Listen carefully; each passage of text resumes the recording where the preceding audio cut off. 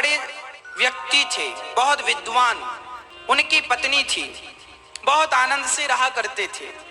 वो इतने विद्वान थे कि सारे लोग उनकी तारीफ किया करते थे, पर उनके पिताजी सदा कहा करते, अरे अभी तो बच्चा है, कुछ जानता नहीं। उन्हें बड़ा बुरा लगता, सारे लोग मुझे विद्वान कहते हैं, तारीफ करते हो, मेरा बाप मेरी कभी प्रशंसा नहीं करता, सदा कहता है कुछ नहीं जानता।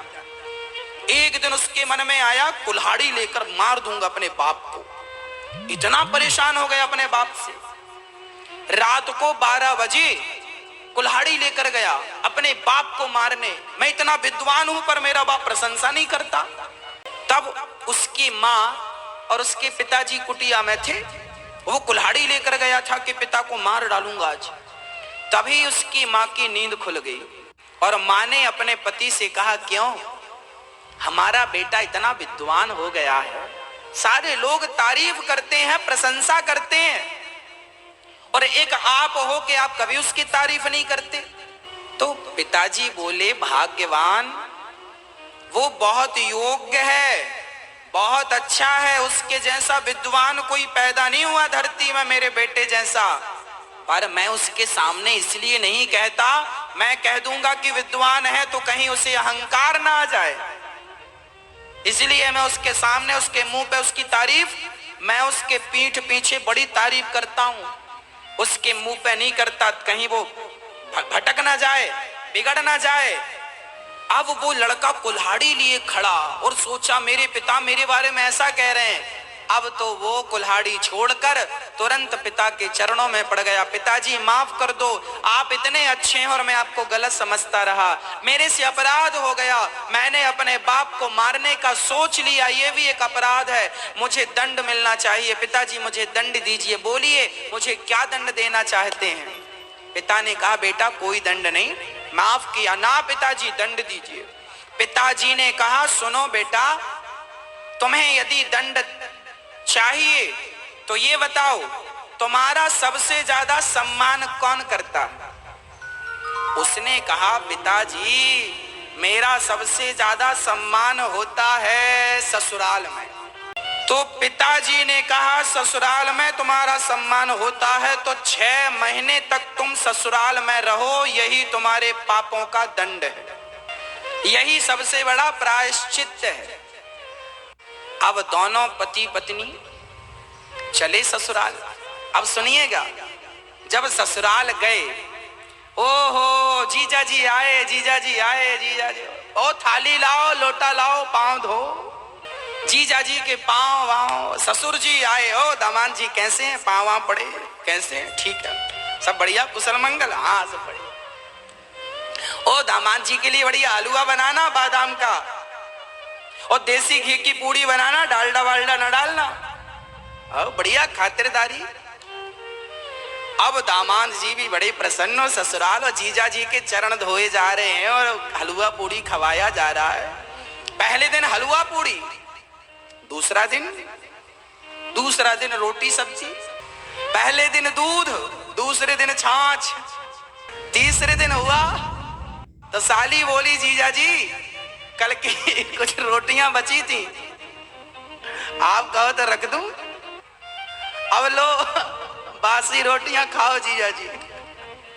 और सुनो, साले साहब ने कहा, जीजा जी 5 दिन हो गए आज आपको, एक काम करो, घर में क्या करते रहेंगे आप, चलो हमारे साथ गैया चराने। अब जीजा जी गैया चराने जा रहे हैं। अब इनकी पत्नी बार बार कहे, क्यों जी यहाँ गोबर करने पड़े हो, क्या घर में कमी है, सब बढ़िया चकाचक घर में है। महीने भर बाद तो आलम ये आया, साले सालियों ने कहा, जीजा जी घर नहीं जाओगे? जीजा जी बोले, ना अभी 5 महीने नहीं जाऊंगा। अब उनके घर में तू मैं चालू हो गई है, जीजा जी जा ही नहीं रहे। साला बोला, न्यारे कर दो इनको, एक कमरा दे दो इनको। तो साली ने कहा, कमरा कहां से दे दें, घर छोटा है, हमारा कमरा हम नहीं देंगे।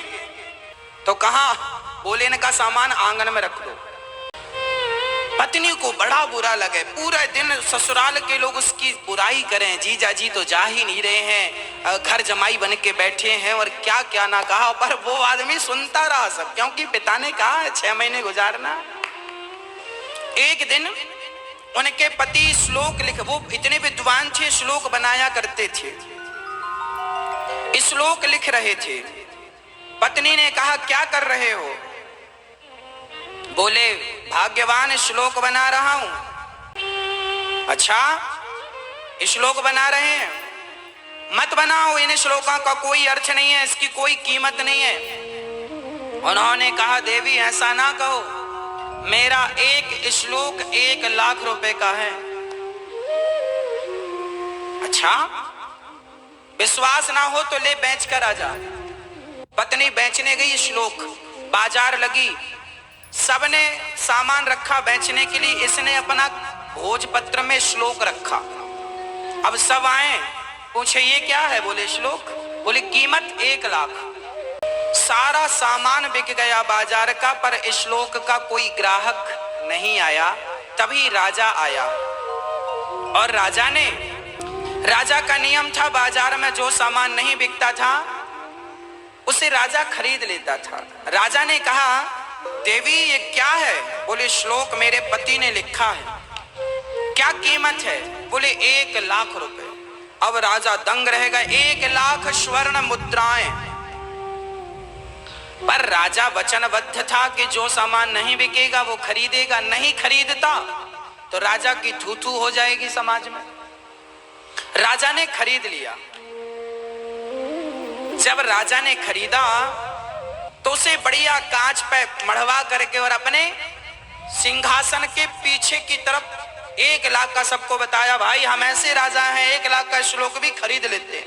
जिस राजा ने वो 1 लाख का श्लोक खरीदा, उसके बेटे ने सोचा कि मेरा बाप तो मुझे राज्य देता नहीं, इसे मार दूं और राज्य हड़प लूं। उसका बेटा चला, तभी उस बेटे की नजर इस श्लोक पे पड़ गई जो 1 लाख का था। उस श्लोक में लिखा था सहसा विदिदिम तन क्रियाम अविवेक परमा पदाम पदम।